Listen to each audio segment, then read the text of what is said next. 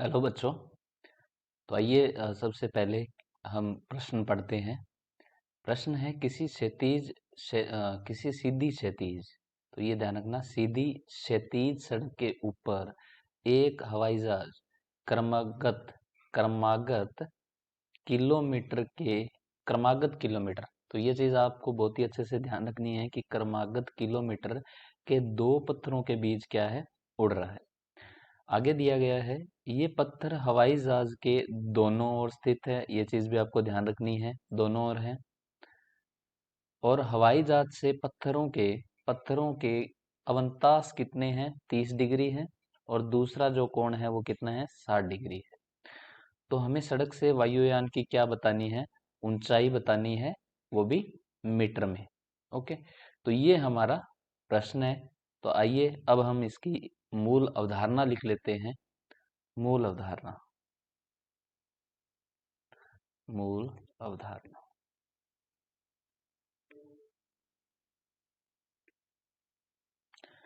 मूल अवधारणा है, एक नंबर, किसी समकोण त्रिभुज में, किसी समकोण त्रिभुज में, समकोण त्रिभुज में जो त्रिकोणमितीय अनुपात हमें देखना है, अगर ये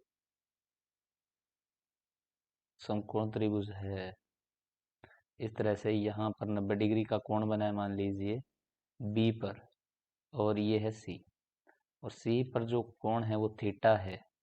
तो देखिए, जहाँ कोण बनता है वो आधार होता है जिस भुजा पर बनता है, और उस कोण के सामने वाली भुजा जो है, जो लंबवत है, वो लंब है, और ये हो जाएगा इसका कर्ण, सबसे बड़ी भुजा। तो इस प्रकार के समकोण त्रिभुज में जो त्रिकोणमितीय अनुपात है टेन थीटा, वो क्या होगा, वो होता है लंब बटे आधार। यहाँ पर लंब क्या है, ए बी होगा, और आधार जो है वो है बी सी। ठीक है, तो ये है हमारी मूल अवधारणा।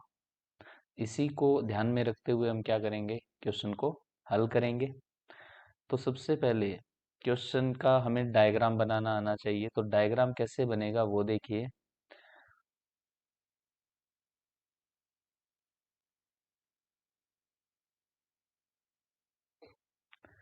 तो एक क्षैतिज सड़क, पहली बात तो ये सड़क पर उड़ रहा है विमान, तो यहाँ पर हम मान लेते हैं कोई ये विमान है। ठीक है, ये उड़ रहा है, ये विमान उड़ रहा है। और ये जो सड़क है, ये सड़क है, इस विमान के दोनों ओर पत्थर है, यानी कि एक इस साइड है तो एक इस साइड है, और इन दोनों के बीच में कहीं ये विमान उड़ रहा है। तो मैं इसको लिख देता हूं पत्थर ए, और ये बी पत्थर हो जाए, पत्थर A। और इनके बीच की दूरी कितनी है, टोटल 1 किलोमीटर, यानी कि 1000 मीटर है। ठीक है, अब देखिए डायग्राम हमारा कैसे बनेगा, चित्र जो है वो कैसे बनेगा। तो एक तो इसकी हमें ये ऊंचाई बतानी है कि ये धरातल से कितना ऊंचा है। तो हम मान लेंगे, माना ऊंचाई, वायुयान की सड़क से ऊंचाई क्या है, माना सड़क से ऊंचाई,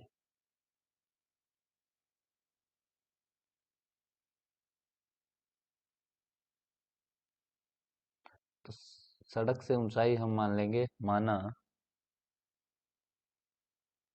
सड़क से वायुयान की जो ऊंचाई है वो क्या है, वो h मीटर है।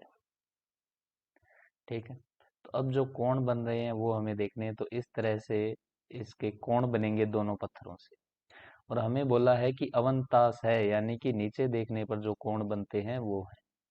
तो पत्थर ए से जो कोण बन रहा है वो हमें दिया गया है कितना, पहला कोण 30 डिग्री दिया गया है, तो यहाँ 30 लिख लेंगे, और ये है 60 डिग्री कोण। ठीक है। दूसरा चीज देखिए, एकांतर कोण। एकांतर कोण है, ये तो 30 डिग्री है, तो कोण ए का मान भी कितना हो जाएगा, 30 डिग्री हो जाएगा। इसी तरह कोण बी का मान भी 60 डिग्री हो जाएगा। और यहाँ पर हम बिंदु सी लिख देते हैं और यहाँ लिख देते हैं डी। अब हम दोनों त्रिभुज में टेन थीटा का मान अप्लाई करेंगे और कैसे ऊंचाई हमें मिलती है वो हम देखेंगे। तो आइए, त्रिभुज सबसे पहले ए डी सी में जो पहला त्रिभुज है उसमें देखेंगे टेन 30 डिग्री का मान क्या आएगा। तो देखिए, त्रिभुज ए डी सी में टेन 30 डिग्री का मान क्या आ जाएगा। जो लंब है वो लंब क्या है, यहाँ पर लंब है सी डी बटे आधार ए डी, तो सी डी बटे ए डी आ जाएगा, सी डी बटे ए डी। ठीक है। अब देखिए, सी डी तो हमारे पास एच है, पर ए डी क्या है ये हमें नहीं पता। तो हमें क्या करना होगा, हमें पूरी दूरी 1000 मीटर पता है, तो हम मान सकते हैं कि माना जो दूरी बी डी है, दूरी बी डी वो क्या है, वो आप यहाँ पर कुछ भी मान लीजिए, एक्स मीटर है, एक्स मीटर है। अगर बी डी है वो एक्स मीटर है, तो ये बची हुई दूरी क्या हो जाएगी, यानी कि ए डी है वो 1000 माइनस एक्स मीटर हो जाएगी।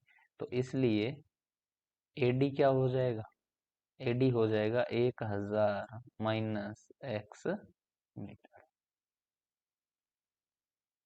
ठीक है। तो अब देखिए, बी डी एक्स मान लिया हमने, तो वो हो जाएगा 1000 माइनस एक्स, तो यहाँ पर आ जाएगा 1000 माइनस एक्स। ठीक है। तो यहाँ से जो हमें ऊंचाई मिलेगी वो क्या मिलेगी, टेन 30 डिग्री का मान देखिए क्या होता है, टेन 30 डिग्री का मान होता है 1/√3। तो बराबर क्या आ जाएगा, एच बटे 1000 माइनस एक्स।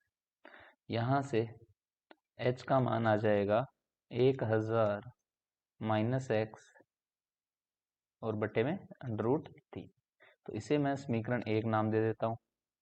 इसी तरह त्रिभुज अगर हम बात करें, दूसरा त्रिभुज देखिए कौन सा है, डी बी सी या सी डी बी हम बोले तो टेन 60 डिग्री बनेगा।